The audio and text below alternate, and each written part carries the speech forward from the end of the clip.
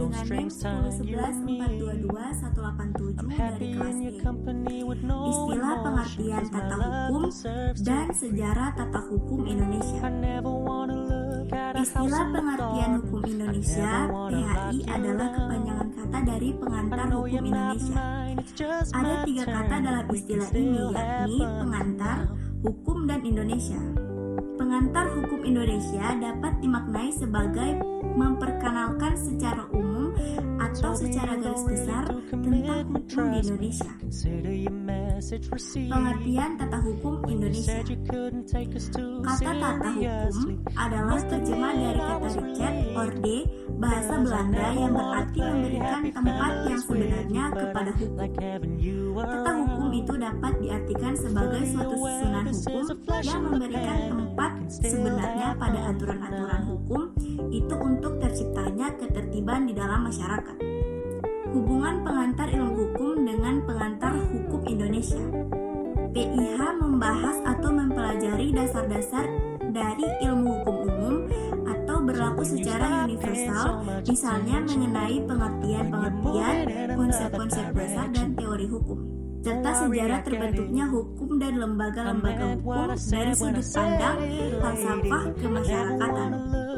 Sedangkan PHI mempelajari konsep-konsep pengertian-pengertian dan sejarah hukum serta teori hukum positif Indonesia. Tujuan mempelajari pengantar hukum Indonesia agar kita dapat mengetahui yang pertama, macam-macam hukum yang ada di Indonesia. Yang kedua, perbuatan-perbuatan apa yang harus diwajibkan, dilarang, serta diperbolehkan menurut hukum Indonesia. Yang ketiga, kedudukan dan hak kewajiban setiap orang dalam bermasyarakat dan bernegara menurut hukum Indonesia. Yang keempat, macam-macam lembaga penyelenggaraan negara di Indonesia dalam bidang legislatif, eksekutif, yudikatif, dan lembaga-lembaga lainnya. Yang kelima, prosedur dalam melaksanakan hukum acara peradilan dalam prosedur birokrasi dalam negara menurut hukum positif Indonesia. Sekian, terima kasih. Saya Ramadan Kedemat dengan NIM 101142216. Saya dari kelompok 1 pengantar hukum Indonesia. Melihat kurun waktunya, sejarah dan tata hukum Indonesia dapat diklasifikasikan sesuai dengan kurun waktunya dalam beberapa fase. Fase prakolonial, fase kolonial, fase kemerdekaan. Tentang fase-fase tersebut dapat diuraikan sebagai berikut. Fase prakolonial, fase kolonial, masa VOC 1902 sampai 1799. Pemerintahan Hindia Belanda dari 1800 sampai 1942.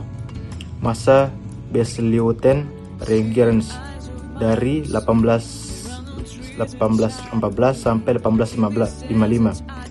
Masa Regerens Reglement dari 1855 sampai 1926. Masa Indiences Stadregeling dari 1926 sampai 1942. Masa pemerintahan Baleteran Jepang, fase kemerdekaan, masa Orde Lama, periode 1945 sampai 1950, periode 1950 sampai 1959, periode 1959 sampai 1965. Klasifikasi hukum. Hukum merupakan suatu sistem yang terdiri dari subsistem hukum yang saling berkaitan satu sama lainnya dan saling bekerja sama untuk mencapai tujuan hukum, yakni keadilan, kemanfaatan, dan kepastian hukum. Pembagian hukum menurut sumbernya. Sumber-sumber hukum formal terdiri dari hukum undang-undang, hukum kebiasaan atau hukum adat, hukum traktat atau perjanjian, hukum jurisprudensi, doktrin hukum, pendapat atau ajaran ahli hukum. Sumber hukum material terdiri filosofi, sosiologis, dan historis. Pembagian hukum menurut bentuknya. Hukum tertulis dan hukum tertulis. Hukum yang terdiri hukum tertulis yang dikodifikasikan, misalnya hukum pidana dalam kitab-kitab undang-undang hukum pidana, hukum perdata dalam kitab undang-undang hukum perdata BW, dan hukum dagang dan dalam kitab undang-undang hukum dagang 2VK. hukum tertulis yang tidak dikodifikasikan. Misalnya undang-undang, merek, hak cipta, hak paten, kepalitan, arbitrase, perseroan terbatas, yayasan koperasi, notaris dan sebagainya. Kodifikasi adalah membukukan hukum sejenis secara lengkap. Sistem menjadi suatu dalam kitab undang-undang berbeda dengan kodifikasi adalah penyatuan hukum yang berlaku secara nasional atau penyatuan pemberlakuan hukum secara nasional. Pembagian waktu menurut waktu berlakunya. Ius constitutum, ius postitum, ius operatum, yaitu hukum yang berlaku pada waktu sekarang dan suatu masyarakat di wilayah tertentu. Ius constituendum, itu hukum yang diharapkan berlaku untuk waktu yang akan datang atau hukum yang dicita-citakan. Hukum asasi, kodrat, yaitu hukum yang berlaku di mana dan kapan saja tidak terbatas oleh ruang, waktu, dan tempat. Hukum asasi ini berlaku untuk semua bangsa dan bersifat abadi. Sekian penjelasan dari saya. Wassalamualaikum warahmatullahi wabarakatuh. Pembagian hukum menurut tempat berlakunya, yaitu ada 5: hukum nasional, hukum internasional, hukum asing, hukum gereja, dan hukum Islam. Pembagian hukum menurut fungsinya terbagi 2: fungsi hukum material dan juga fungsi hukum formal. Pembagian hukum menurut sifatnya, yaitu ada 2 juga, hukum yang mengatur dan ada juga hukum yang memaksa. Pembagian hukum menurut isinya, hukum publik dan juga hukum privat. Lahan hukum menurut pasal 102 Undang-Undang Dasar 1950 disebutkan beberapa lapangan hukum yang berlaku di Indonesia, antara lain hukum perdata, hukum dagang, hukum pidana, hukum perdata pidana militer, hukum acara perdata, dan ada juga hukum acara pidana. Dalam pasal 108 Undang-Undang Dasar 1950 disebutkan 1 lapangan hukum, yakni hukum tata negara, tata usaha negara. Lapangan hukum publik antara lain meliputi hukum pidana, hukum tata negara, hukum tata usaha negara, hukum acara pidana, hukum acara tata usaha negara, hukum acara tata negara. Lapangan hukum privat antara lain meliputi hukum perdata, hukum dagang, hukum perdata internasional, hukum acara perdata, hukum acara peradilan agama. Baik, saya akan melanjutkan materi mengenai pembinaan hukum nasional. Berbicara mengenai pembinaan berarti proses, perbuatan, cara membina, pembaharuan, penyempurnaan, usaha, tindakan, dan kegiatan yang dilakukan untuk memperoleh hasil yang lebih baik. Sementara pembinaan hukum nasional ialah kegiatan berencana dan terarah untuk menyempurnakan tata hukum sebagai seperangkat aturan tingkah laku agar sesuai dengan perkembangan masyarakat suatu bangsa yang bernegara. Di negara Indonesia sendiri, persoalan mengenai pembinaan hukum nasional menghadapi masalah yang kompleks. Karena sistem hukum yang berlaku di Indonesia, paling tidak di bidang hukum perdata, masih bersifat pluralistik di mana golongan dan penduduk masing-masing tunduk pada hukum yang berlainan. Hal ini juga timbul sebagai dampak dari pertentangan antara aliran positivisme hukum, aliran legisme hukum, dan mazhab sejarah hukum. Kemudian pembinaan hukum nasional ini mengandung arti kegiatan mempertahankan hukum yang pernah ada yang masih memadai sesuai dengan kebutuhan pembangunan, juga memperbarui hukum yang pernah ada disesuaikan dengan kebutuhan dan perkembangan masyarakat dalam suatu negara, termasuk negara Indonesia.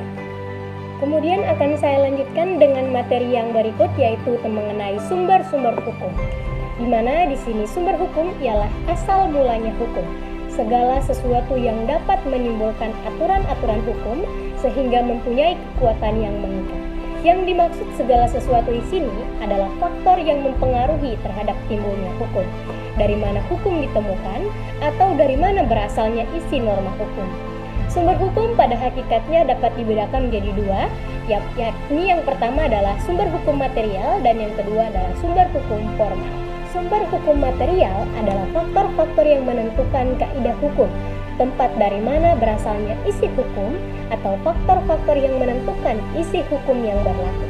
Faktor-faktor yang menentukan isi hukum dapat dikelompokkan atas faktor ideal atau filosofis, faktor sejarah atau historis, dan faktor kemasyarakatan atau sosiologis. Sementara sumber hukum formal ialah tempat dari mana dapat ditemukan atau diperoleh aturan-aturan hukum yang berlaku yang mempunyai kekuatan mengikat masyarakat dan perintah sehingga harus ditaati. Bentuk sumber-sumber hukum formal ialah undang-undang, kebiasaan atau adat, jurisprudensi, traktat atau treaty, dan doktrin hukum atau pendapat atau ajaran ahli hukum. Yang pertama adalah undang-undang.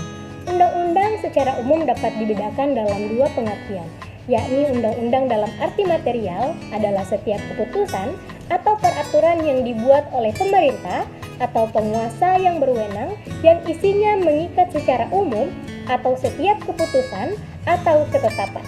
Kemudian yang kedua, undang-undang dalam arti formal ialah setiap keputusan pemerintah atau penguasa yang berwenang karena prosedur terjadinya atau pembentukannya dan bentuknya dinamakan undang-undang. Akan tetapi, secara singkat, undang-undang adalah setiap keputusan atau peraturan yang dibuat dan disetujui bersama oleh DPR dengan Presiden. Kemudian yang kedua, kebiasaan atau adat adalah perbuatan manusia yang tetap dilakukan secara berulang-ulang dalam hal yang sama apabila kebiasaan itu diterima dalam masyarakat dan kebiasaan itu berulang-ulang sedemikian rupa sehingga tindakan yang berlawanan dengan kebiasaan itu dirasakan sebagai pelanggaran perasaan hukum, maka dengan demikian timbullah satu kebiasaan hukum yang diperoleh melalui pergaulan hidup dipandang sebagai hukum. Kemudian yang ketiga adalah jurisprudensi, di mana jurisprudensi merupakan keputusan hakim yang berisikan suatu peraturan tersendiri berdasarkan wewenang yang diberikan oleh pasal 22 AB. Menjadilah dasar keputusan hakim untuk mengadili perkara yang serupa dan keputusan hakim tersebut menjadi sumber hukum bagi pengadilan. Jadi, jurisprudensial adalah keputusan hakim yang terdahulu sering diikuti dan dijadikan dasar keputusan oleh hakim mengenai masalah yang sama. Kemudian yang keempat adalah traktat atau treaty. Traktat adalah apabila dua orang mengadakan kata sepakat tentang suatu hal, maka mereka mengadakan perjanjian. Akibat dari perjanjian inilah bahwa pihak-pihak yang bersangkutan terikat pada isi perjanjian yang mereka adakan atau disebut dengan Pacta sunt servanda, yang berarti bahwa perjanjian mengikat pihak-pihak yang mengadakan perjanjian yang harus ditaati dan ditepati, diikuti dengan itikat baik. Terakhir adalah doktrin yang merupakan pendapat para sarjana hukum, mempunyai kekuasaan dan berpengaruh dalam pengambilan keputusan oleh hakim. Saya akan menyampaikan materi terakhir. Jadi yang pertama ada bahan hukum. Jadi bahan hukum ini adalah keseluruhan prinsip-prinsip, ketentuan-ketentuan, dan prosedur teknis hukum, baik dalam bentuk peraturan perundang-undangan, perjanjian-perjanjian, termasuk juga pendapat para sarjana mengenai hukum, serta penelusuran hukum. Dan pada dasarnya, bahan hukum ada tiga, yaitu bahan hukum primer, sekunder, dan tersier. Jadi yang pertama ada bahan hukum primer. Jadi bahan hukum primer merupakan bahan hukum yang bersifat autoritatif, yakni bahan hukum yang mempunyai otoritas. Yang kedua ada bahan hukum sekunder. Bahan hukum sekunder ini adalah dokumen atau bahan hukum yang memberikan penjelasan terhadap bahan hukum primer. Dan yang terakhir ada bahan hukum tersier. Jadi bahan hukum tersier ini sebagai bahan hukum yang memberikan petunjuk dan penjelasan terhadap bahan hukum primer dan sekunder, seperti kamus maupun ensiklopedia. Dan yang terakhir ada asas-asas hukum. Jadi asas hukum ini singkatnya adalah pikiran dasar yang terdapat di balik sistem hukum. Dan pada dasarnya ada tiga asas hukum yang digunakan untuk menyelesaikan pertentangan atau konflik antara peraturan perundang-undangan. Jadi asas-asas ini yang pertama ada asas lex superior derogat legi inferior. Jadi asas ini bermakna undang-undang atau aturan hukum yang lebih tinggi meniadakan keberadaan undang-undang atau aturan hukum yang lebih rendah. Yang kedua ada asas lex specialis derogat legi generalis. Jadi asas ini merupakan istilah dalam bahasa Latin untuk mengartikan asas-asas hukum yang mengandung arti bahwa aturan yang sifatnya khusus mengesampingkan aturan yang sifatnya umum. Dan yang terakhir ada asas lex posterior derogat legi priori. Jadi asas ini bermakna undang-undang atau aturan hukum yang lama mendahulukan keberlakuan undang-undang atau aturan hukum yang baru. Jadi itu ketiga asas yang digunakan untuk menyelesaikan pertentangan atau konflik antara peraturan perundang-undangan.